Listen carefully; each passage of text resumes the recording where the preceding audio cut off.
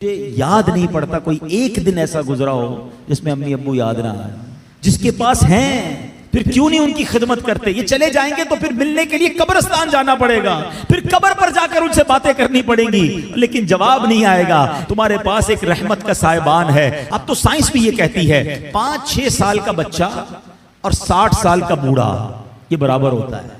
ये जिंदगी का एक सर्कल है, बचपन से शुरू होता है, जवानी में जाता है और फिर वहां से 40 के बाद उम्र ढलना शुरू होती है। और बच्चा जिस तरह 6 साल का होता है ना, नॉर्मली 60 साल 65 साल का बंदा उसी तरह का हो जाता है। अब मुझे एक बात का जवाब दीजिए, 5 या 6 साल का बच्चा आपके घर में हो और वो कोई सवाल आपसे बार बार करे, आप नाराज होते हैं? क्योंकि हमें ये समझ आ गई है कि अभी 6 साल का है, इसका अंडरस्टैंडिंग लेवल कम है, इसकी लिस्निंग पावर कम है, इसके दिमाग में अभी इतनी वुसअत नहीं है, बच्चा है इसलिए जिद कर रहा है। जिस दिन आप ये समझ गए कि 60 साल के बाद तकरीबन कमोबेश सुनना मुश्किल हो जाता है, समझना मुश्किल हो जाता है, जिद आ जाती है, फरमाइशें शुरू हो जाती हैं, अब आप इसको एंजॉय करें। अब इसमें चिड़चिड़ापन ना लाएं कि क्या अम्मी रोज बार बार एक ही बात करती हो, तुम्हें समझ तो कुछ आता नहीं, अब वो आपको सुनाई नहीं देता। अल्लाह अकबर, तुम उनसे इस तरह बात कर रहे हो जिन्होंने तुम्हें पाल पोस कर बड़ा किया। अल्लाह की कसम अब खिदमत का मौका आया है। हकीकत की बात बताऊं, खुश नसीब है वो औलाद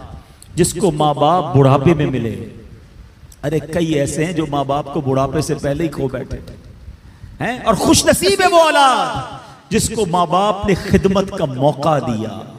हाँ, कई माँ बाप तो ऐसे हैं जो बच्चों की खिदमत करते करते ही खुद दुनिया से चले। अगर तुम्हें आज खिदमत का मौका मिला है ना, याद करो मैं भी तो बिस्तर गंदा करता था, मैं भी तो रातें उनकी तंग करता था। अगर मेरे माँ बाप बचपन में ये फैसला कर लेते कि मैं इस बच्चे को कैसे संभालूं, तो मैं तो बेलिबास रह जाता। कपड़े उन्होंने पहनाए, अगर मुझे वो छोड़ देते तो मेरी तालीम का क्या होता, मेरी परवरिश का क्या होता। मुझे आज जो भी हूं मैं दुनिया में, अपना जहन बना लो मेरे प्यारे इस्लामी भाइयों। खुदा की कसम, अगर आज तुम्हारे पास शराफत है, इज्जत है, दौलत है, दुनिया में जो कुछ है वो सब कुछ हमारे माँ बाप की बरकतों से है।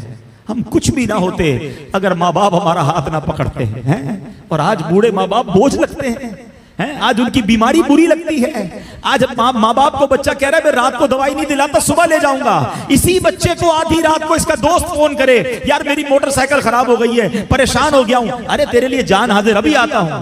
दोस्त के लिए टाइम है तुम्हारे पास, माँ बाप के लिए टाइम नहीं है। वल्लाह मैं सही बताऊं, उन बच्चों के पैसों का नसीब जागा है कि जिन बच्चों के पैसे माँ बाप पर खर्च हो जाएं।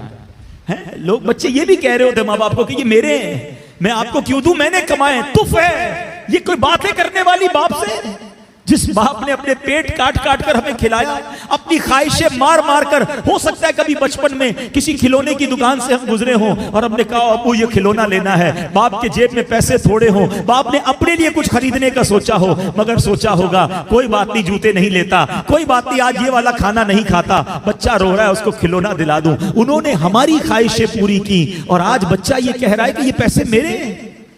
यकीन करो तुम्हारे पैसों का नसीब जागा है अगर किसी तरह तुम्हारे माँ बाप पर तुम्हारे पैसे खर्च हो जाए। इससे अच्छा मेरे पैसों का, इससे अच्छा मसरफ क्या है कि ये पैसा माँ बाप की खिदमत में खर्च हो जाए। लेकिन आज जो वाकयात सुनने को मिल रहे हैं, दिल दहल जाता है। हमने उलमा की किताबों में पढ़ा है कि बेटा वालिद के साथ ऐसा बिहेव करे, इस तरह जिंदगी गुजारे जैसा आका के सामने गुलाम होता है। मगर आज सुनने को जो बातें मिल रही है ना, कि बूढ़ा बाप बेटे के आगे गुलाम बना हुआ है। वो औलाद कैसी है, जबान लटक नहीं जाती जो माँ बाप से ऐसे बात करे। हक ये है कि औलाद को डरना चाहिए कि कहीं मेरे माँ बाप नाराज ना हो जाए। हदीस पाक है, मेरे आका अलैहिस्सलाम फरमाते, जिसका मजमून है माँ बाप ही तेरी जन्नत है, माँ बाप ही तेरी दोजख है। इसका मतलब क्या हुआ, यानी माँ बाप राजी हो जाए तो रब भी राजी हो जाएगा, जन्नत मिल जानी है। और माँ बाप नाराज हो गए फिर नहीं काम आनी इबादतें। दीन का काम करें, बहुत अच्छी बात है, मगर ये देख लो कि माँ बाप राजी हैं कि नहीं, ये बहुत जरूरी है। हम बाज़ औक़ात इस तरफ से चूक जाते हैं। ये पहला स्टेप है।